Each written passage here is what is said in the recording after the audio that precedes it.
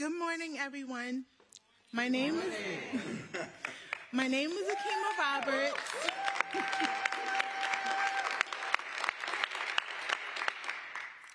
My name is Akima Roberts.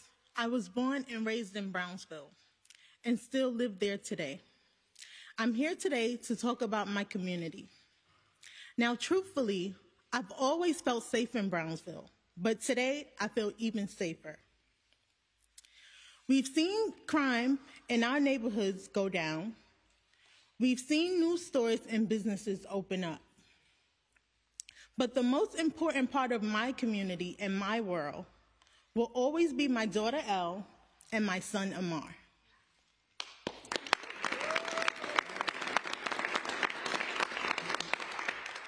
Elle is in second grade at our local public school, Brooklyn Landmark. And we are joined here with Principal Knights. I'm all about academics. And every day, I'm grateful that my daughter's school feels the same. She's an honor roll student. She's on the step team, Dazzling Penguins, and one of the hardest working people I know. When I think about my daughter, when I think about my community, the word that comes to mind is opportunity. The opportunity for my daughter to learn at her school, the opportunity for my neighborhood to grow, the opportunity for me to give back to Brownsville and build a safer, stronger neighborhood for the next generation.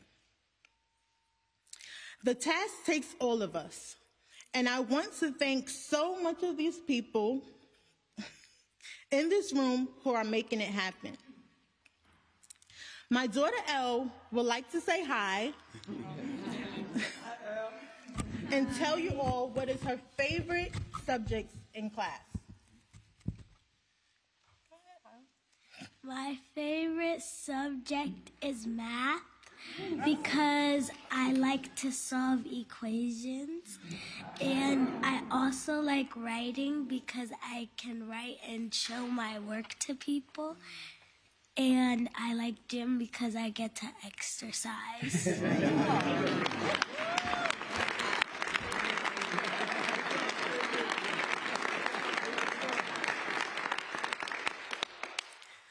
Now, we are honored to introduce the Mayor of New York City, Eric Adams. Thank you. Come on, girl. Come on, stay here, man. Thank you so much. Thank you so much. You know, oftentimes when we think of this work, when I stop at the various events and speak with the team out in the field, I always tell them that it is so important to, just have a photo of a story like this, or to have a conversation. I was at EDC yesterday, and I said, don't only think about the housing stock, but think about the individuals we're placing in housing and what it means. Now, Elle is representative of that. When we talk about safe streets, that's what we're talking about. When we talk about quality education, that's what we're talking about. When we're talking about employment opportunities, that's what we're talking about. Because if you attach a face, a family to what you are doing, it becomes a motivator. Because the team that's behind me, they have gone through a lot. They have navigated through COVID. Even while they were making sure the city operated, they had to deal with the personal concerns around COVID with their own family members and loved ones. I remember the day when I got COVID and had to be locked down in Gracie Mansion. And I'm pretty sure they all have their own stories. And so we want to thank Akima and Elle for being here today and joining us. This is going to be an exciting moment for you. So when you become mayor, you can talk about hanging out with all these deputy mayors and hanging out with your favorite mayor. It's a good moment. Good moment. And I know it's hard to imagine. It's been 2 years. We came into an office 2 years ago. New York City was in crisis. A once-in-a-generation pandemic, a surge in crime, and a steep recession had brought our city to a standstill. 24 months later, 2 years, many people said it was going to take us 5 years, but in 2 years, thanks to the commissioners behind us and the work of their tireless staff, we have turned things around. I'll give yourselves a round of applause.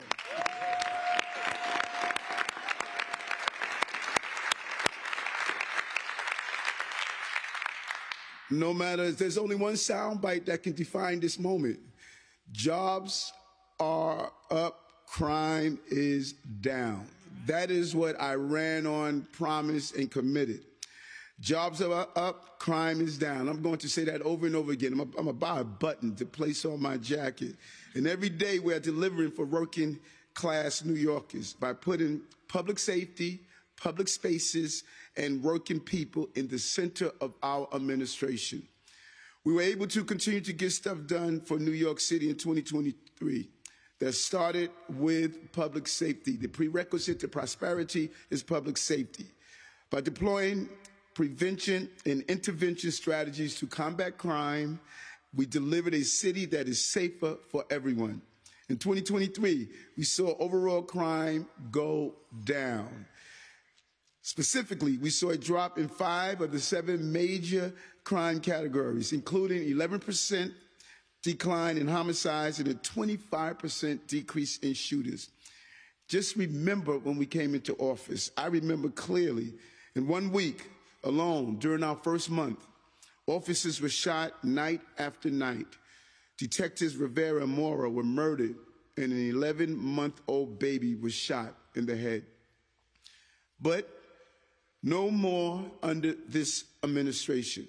We were very clear and direct and specific. We went after those who not only carried guns, but used guns.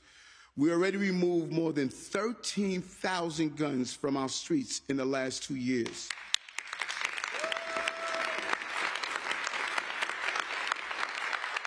And that's thanks to the great work of NYPD, the Department of Small Business Services, the Gun Violence Prevention Task Force, the Mayor's Office of Criminal Justice, and so many others. We're also pumping the brakes on auto theft. And our retail theft plan combats shoplifting across the city. It was out of control when we came into office. As our streets became safer, our economy has grown stronger. And in 2023, we invested in our city and regained all of the private sector jobs we lost during the pandemic, more than a year ahead of prediction. Thank you, Deputy Mayor Maria Torres Springer, Commissioner Kim, Andrew Kimball, and the whole gang that have been participating in our job recovery. More private sector jobs than the history of the city. Over 282,000 private sector jobs and more than 44,000 businesses have been created since the start of this administration. And 1 in 7 New York City businesses opened last year alone. Because our administration understands how much the creation of a job can boost our city's recovery. Instead of empty streets, we now see thriving commercial districts. The bull is no longer alone on Wall Street. People are there, and we have been bullish on moving our economy forward. And instead of shuttered storefronts, we are now open for business. We also knew that child care was key to our economic recovery, since without safe and affordable child care, parents would not be able to return to work. That is why we took concrete actions to help more people find child care they can afford. Kudos to First Deputy Mayor Sheena Wright and the amazing IGA team for what they did up in Albany. When we came into office, a family earning $55,000 a year was paying $55 a week in child care. Do the math. What did we do? Today, they are paying less than 1/10 of that, just $4.80. For a working parent trying to raise a child. That's all the difference in the world, to go from $55 down to less than $5. That is what we're talking about. That is how Elle gets what she needs. And I promise that New York City will succeed no matter their zip code. And that's exactly what we did, and that's the reality. That is what Brownsville is like. Brownsville never ran and never will run from an opportunity, and that is what we're seeing today with this family. We are invested in our young people at every stage of their education and creating pathways for our youth to achieve career success. We launched New York City Reads to enable our public schools to switch to a reading curriculum based on proven science of reading techniques. And this year alone, reading numbers increased by almost 3%, and math scores improved by almost 14%. What Chancellor Banks has done has become a national model of changing what was broken in the area of reading. Meanwhile,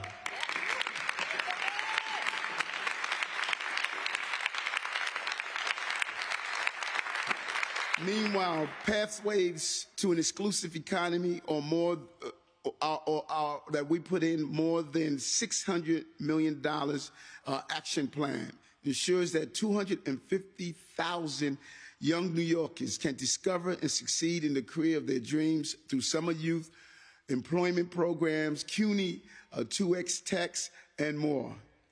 In addition to strong education and career pathways, New Yorkers need stable housing to thrive. To combat the housing crisis, we created nearly 27,000 affordable homes over the last fiscal year, broke ground on the largest 100% affordable housing project in 40 years at Willis Point just yesterday, a year ahead of schedule.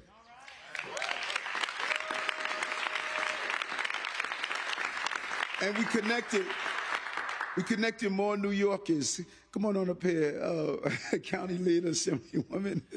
We connected more New Yorkers to permanent homes through the City FEPS voucher program than ever before in the program's history.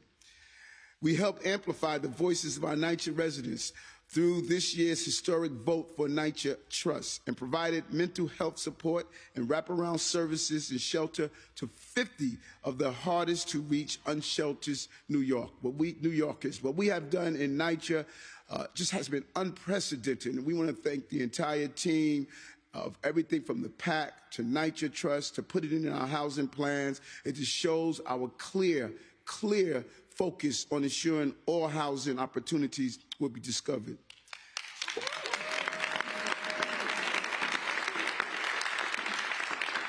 And all of these wins are due to the great work of the Economic Development Corporation, New York City Tourism and Conventions, the Office of Child Care, the Department of Education, CUNY, the Department of Youth and Community Development, NYCHA, Housing Preservation and Development, the Department of Social Services, the Department of Health, and more. But in 2023, we didn't just focus on public safety and working people. We delivered public spaces that are safer, cleaner, and more accessible. We took the fight to public enemy number one. You may not know it, but we hate rats. Commissioner Tisch and our rat czar did an amazing job. Today, we see fewer rat complaints. Garbage sits on the streets for less time, and all of our commercial waste is now placed in containers.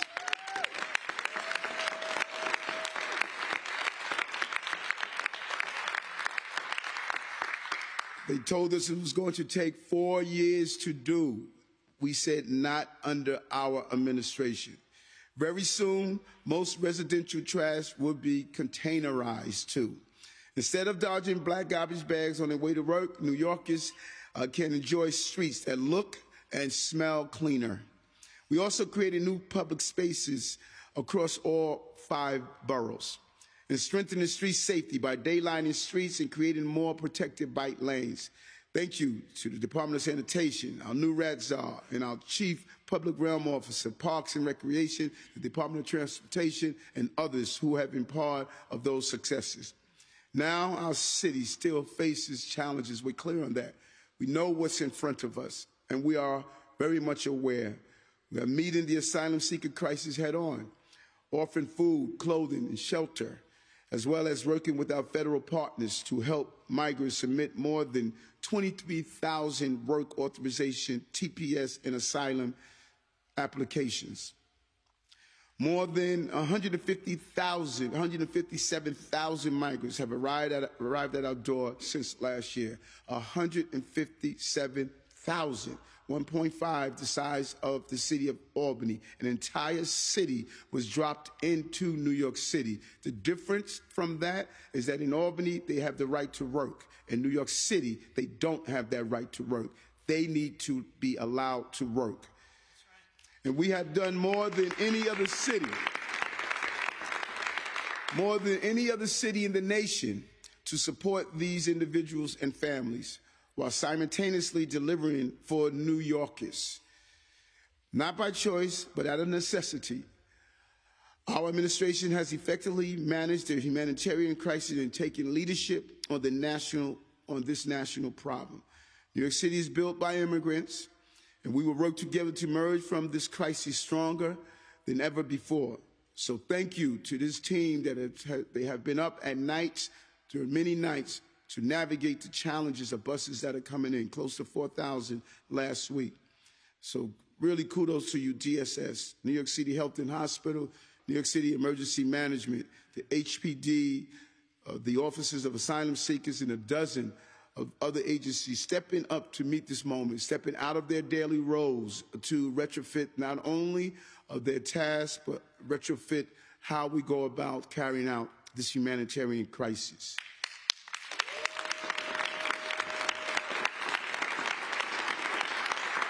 We have come so far and accomplished so much in just 2 years, 24 months.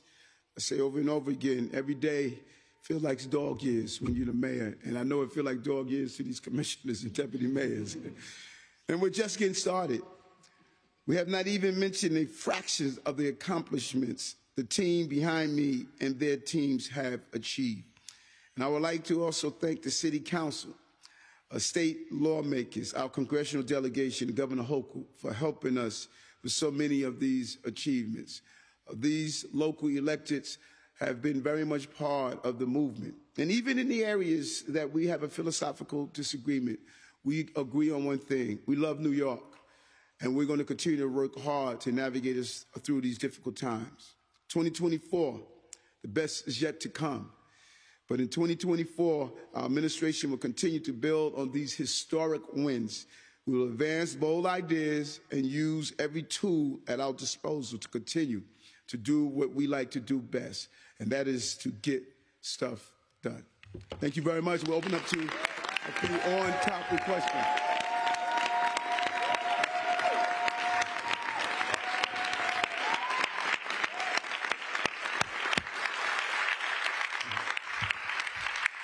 Yes, and I just want to say, I do not like my team. I love my team.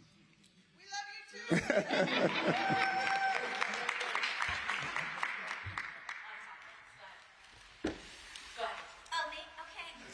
Happy holidays to me. And to you.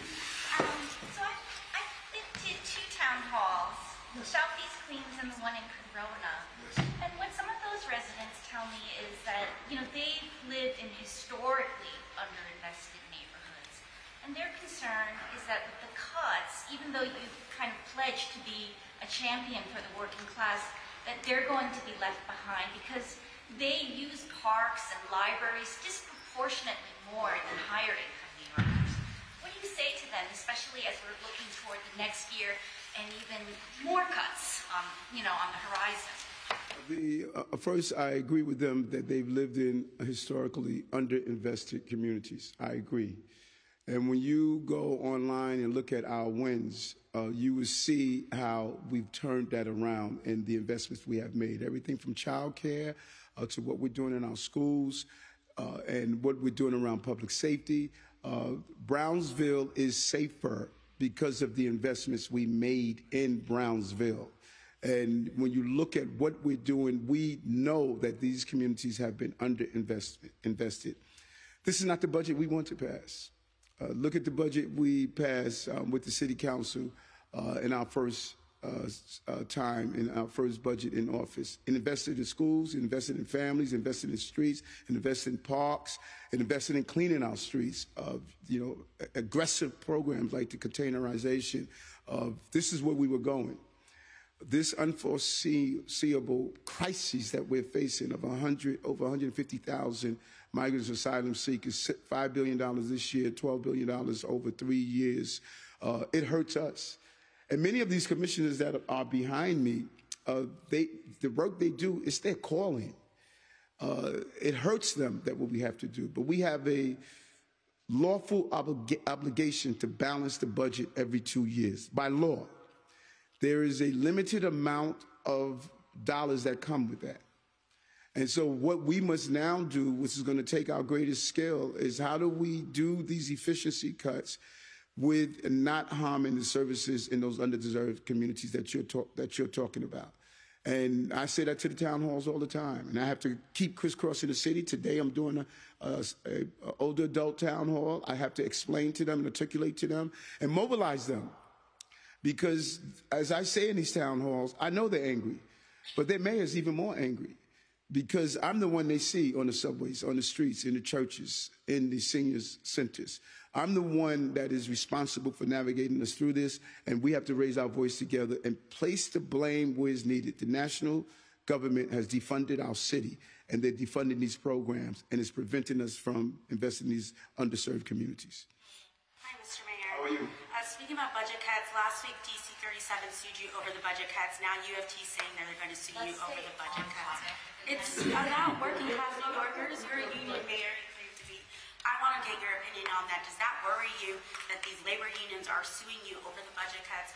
There's another round expected in the next month. What are your thoughts about that? How are you going about working with them and navigating with them, especially because they supported your administration? Yes, DC 37 did. And Henry Garrido and I communicated, and I got a call set up with him today. Henry's a friend. He has to represent his members. And the same with the UFT. They have to represent their members. And from time to time, friends disagree. And sometimes it ends up in a boardroom, and sometimes it ends up in a courtroom. But that's not a reflection on, if one were to ask me, does Henry Garrido love the city? I would say yes. Same with Michael. He loves the city. And so when we need to court to determine what the next steps forward are, we will have to go to court and do that. But it's not a reflection on the fact that we settled 90% of our union contracts. In 2 years. Some of them were outstanding for 13 years and longer. It's not a reflection on he agrees that he had a 90-something% ratification vote from his membership. And his membership stops me all the time and say thank you. So we should not mix up a point of disagreement with the point that we both want what's best for this city. And I look forward to talking with Henry and Michael and try to come to a determination. They know, listen, these guys, these are smart guys. They know what we're facing. They know exactly what we're facing. And they are very smart. They understand government. They've been there for a long time. And they know the challenges we are facing during this time. And I'm hoping that they were Henry was in Washington. And I'm hoping that all of my union leaders would add their voices to the national government. This should not be happening to New York City. Hi, Mr. Mayor. Anita Bole for the New York Post. Yes. I'm new here, so hello. Despite all the achievements that the city's touting, jobs being up, crime being lowered, steps forward in affordable housing, the Census Bureau just released its latest population figures and said last year 100,000 people left New York. Who's to blame for the population loss, and what else are you doing to change that in the coming years? Well, I think there's a combination on why people are leaving this city. The cities and cities have become unaffordable. And, people left the city during COVID for a short period of time, and some decided that they no longer want to come back in the cities. Then you have the remote work option where you don't have to be in an office space to do the job. You could do it from wherever. And so there's a perfect storm of reasons that cities are losing their population. And at one time, you may have lost, 20,000 here, 15,000 here. But now when you start to add up all of those dynamics, it's a different way of life. And some people who have children and families decide they want to go to a place where their children can play outdoors, larger green spaces. We want to see animals. You don't see too many animals but rats in New York. And so, so there's a combination of things, and we're getting rid of those rats, by the way. So we don't want people to leave, but people are also moving into the city. I see first-time New Yorkers over and over again.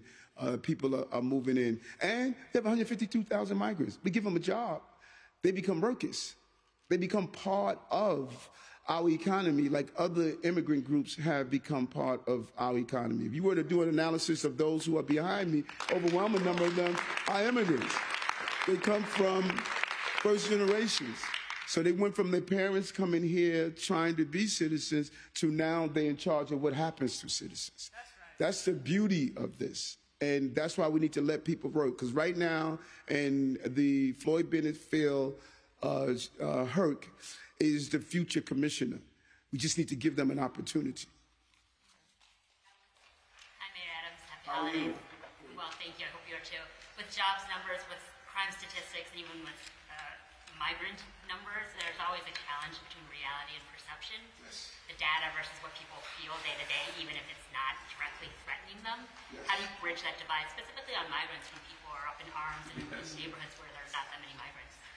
I'm glad you said that, because I remember in 2022 when I talked about perception, I was blasted on the front pages of every paper, because there is this thing called perception and how people feel.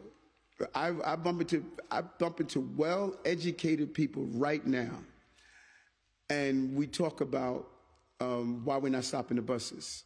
And when I explain it to them, they like, hey, I didn't know that, Eric. I didn't know that you can't stop buses from coming in.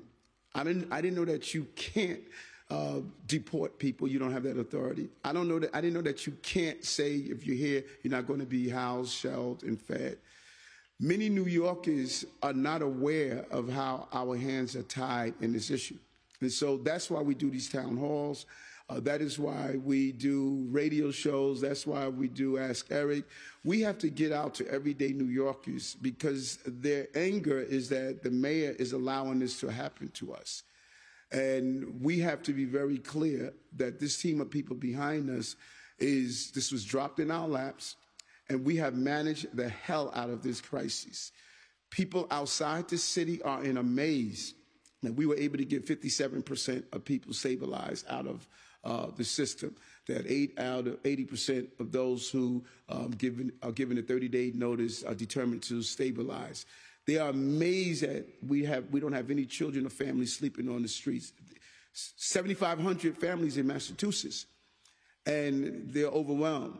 We don't have people sleeping in our precincts, in our hospital corridors. We don't have that.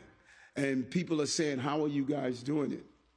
And so because we were successful in keeping it out of the eyes of New Yorkers, no one thought that it was as much of a crisis as it was. But the dam has burst. The dam has burst. And I said a few months ago, we're going to start seeing the visual signs of this. And these are the signs we're talking about. And it hurts this team behind me. This team behind me is, the true testament of their commitment, that they're still here. This is a painful moment for people in government. Hi, Mayor Adams. What's going on? Same old. Tell your mama coming over for Christmas, okay? She waited for you for Thanksgiving. I wanted to ask you, kind of off Emily's question, there's a lot of anger in the city. A lot of news stories are not as positive for you. Do you have any resolutions for yourself in the new year? And I guess, what's your overall message to New Yorkers who feel that the budget cuts are hurting them the most? There's going to be even further budget cuts, and they may not be seeing a lot of these successes immediately in their neighborhoods and on their streets. Yes, if you studied my life, like it or not, you'll see that dark moments were not burials. They were plantings, and they gave fruit to a harvest of opportunity. And I've stayed on one focus throughout my life. Stay focused, no distractions, and grind. And I think that, New Yorkers are feeling this pain, the budget cuts, they're feeling the uncertainty. We've been here before. We've been here before. I know what Bloomberg inherited after September 11th. I know what de Blasio had to deal with COVID. So we've been here before, but we are resilient. We are New Yorkers. We're made up of the best stuff on earth. And we get angry, we get pissed off, and we let you know how you feel. Some people see me. I could walk down the block. Some give me the thumbs up, and others give me another finger. But that's New Yorkers. I wake up in the morning at some time and look at myself, and I give myself the finger. But this is what New York is. This is the excitement. This is the energy. This is the whole spirit of New York. And I just believe I embody the whole authentic energy of a New Yorker. I embody that. And, there's a whole lot of people who are upset. But let me tell you something. People say, listen, Eric, we know you're trying. We know who you are. We know what you're looking to try to do. We need to push forward.